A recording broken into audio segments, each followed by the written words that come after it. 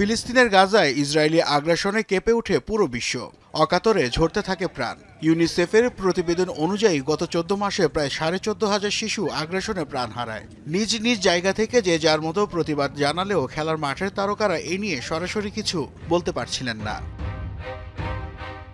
তবে সব বাধা ভেঙে নিজের অবস্থান পরিষ্কার করেন নেদারল্যান্ডসের মরক্কান বংশোদ্ভূত ফুটবলার আনোয়ার এল গাজী। 2023 সালের অক্টোবরে ফিফা উইন্টার চলাকালীন আমূল পরিবর্তন আসে এই ফুটবলারের জীবনে। ফিলিস্তিনের সাধারণ মানুষের প্রাণ যেতে দেখে পোস্ট করেন সামাজিক যোগাযোগ মাধ্যমে, যার খেসারত তাকে দিতে হয় জার্মান বুন্দেসলিগার ক্লাব মেইনজ 05-এর সাথে চুক্তি বাতিলের মাধ্যমে।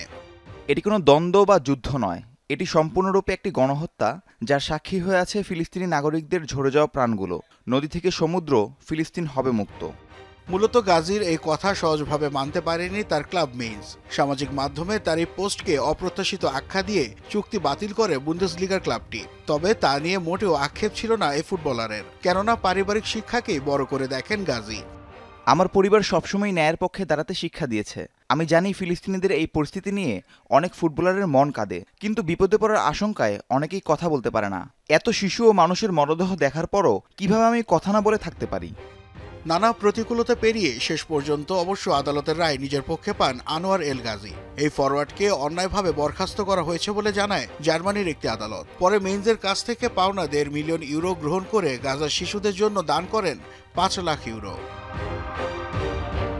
নাসিফ শুভ, যমুনা স্পোর্টস।